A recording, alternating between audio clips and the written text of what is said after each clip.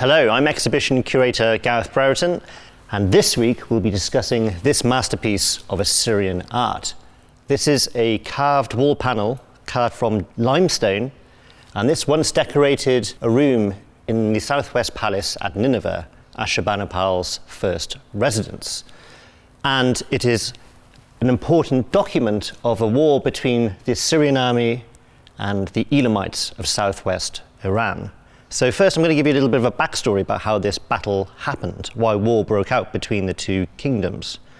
So the kingdom of Elam was located in southwest Iran, and that was at Assyria's southern border. When the king of Elam died, his anti-Assyrian brother took the throne by force. The true heir to the throne fled to Assyria to get Ashurbanipal's protection. He was a political refugee at Ashurbanipal's court in Nineveh. The anti-Assyrian king, the usurper, called Teumman, wanted his return, but Ashurbanipal denied him. It was obviously useful for Ashurbanipal to have a pro-Assyrian royal family in his care in Nineveh. So Ashurbanipal sent his army to meet the Elamites on the bank of the river Ulai, and this is the depiction of the battle taking place. So on the left-hand side, the Assyrian army has broken through the Elamite battle lines. The Elamites are in panic. They're fleeing down a hill, they're tugging at their beard, they're throwing their weapons in the air. It's a real chaotic scene. And the Assyrians, who wear better armor, have better weapons, are pushing the Elamites towards the river. And the river Ulai cuts across the scene, and the Elamites gradually get pushed and pushed and pushed, and they fall into the river and drown with their horses and their carts and their weapons. So this is a real chaotic depiction of a pitched battle between two armies at the time. But there's also a really interesting subplot, a story within the chaos that we can pick out about the capture and execution of the Elamite king. It starts here. The Elamite king and his son, Teumman and Tamaritu, fall from their chariot, which is collapsed. Teumman loses his royal hat. Cuts to the next scene. They both get up, Teumman's got his hat back, but he's been wounded by an arrow which has hit him in the back. And so they try and flee towards a forest, but to no avail, they're soon surrounded by Assyrian soldiers. So the wounded Teumman is kneeling down and he's telling his son to pick up the bow and resist. The son gets hit over the head with a mace, and a Assyrian soldier cuts Teumman's head off. The heads are carried back, so that's King Teumman's head being carried back by an Assyrian soldier, and they bring the heads back up to the Assyrian camp, where they're doing a head count, and there's some pro-Assyrian Elamites in the tent inspecting the heads to identify the king and his son, and it's whisked off back to Assyria in a cart to Ashurbanipal.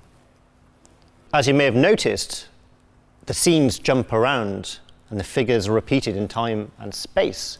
So how can we tell what's going on?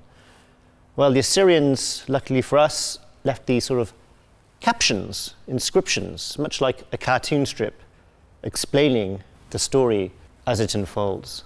So here we have an Elamite noble on the floor, wounded with arrows. An Assyrian soldier stands over him, and there's an accompanying caption, and he's basically saying, "Come and make a good name for yourself, cut off my head and bring it to your lord." The battle scene is very much a propaganda statement as well. We don't see any Assyrian soldiers wounded or dying. They are the victors. The Elamites, on the other hand, are wounded. They're sprawled across the battlefield. Some are beheaded.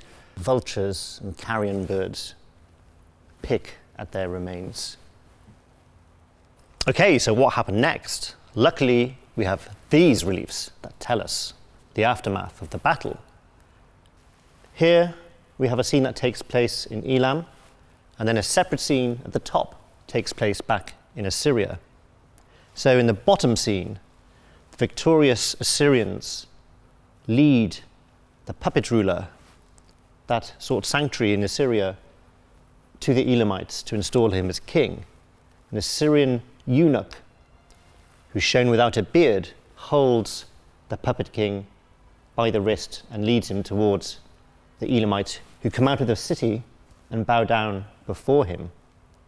And if you notice, the face, the image of the puppet ruler has been hacked away.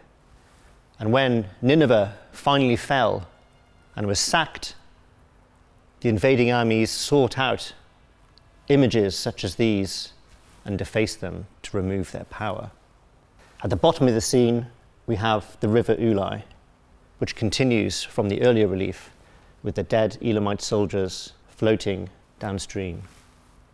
Back in Assyria, a triumph takes place. Ashurbanipal is shown in his chariot. Again, his image has been chipped away when the city was sacked. And he's got 2 visiting ambassadors from the nearby kingdom of Urartu who come to greet him. Ashurbanipal parades 2 Elamites holding writing tablets, and these contain rude messages from King Teoman, the Elamite usurper king to Ashurbanipal. So he's showing them off to the Urartians as justification to why he attacked Elam. Here again we see the same 2 ambassadors, and this time they're witnessing the humiliation of 2 captives. These 2 figures supported the Elamite king, and Ashurbanipal's army went and captured the ruler and his family and brought them back to Assyria in chains. Here we see the Assyrians placing the heads of Teoman and another nobleman over their necks, and they're made to walk around the city where they're humiliated, slapped, and spat upon. The ambassadors from Urartu appear a 3rd time, and this occasion they're witnessing a grisly spectacle where 2 more captives are having their tongues removed before being staked to the floor and flayed alive. And that was the punishment for treason, for opposing Ashurbanipal. And the ambassadors would have witnessed this spectacle as a statement of power from Ashurbanipal to say, look, this is what happens when you mess with me. If you want to find out more about Ashurbanipal, do come along to the exhibition, and if you click on the links you can find some more information all about Ashurbanipal.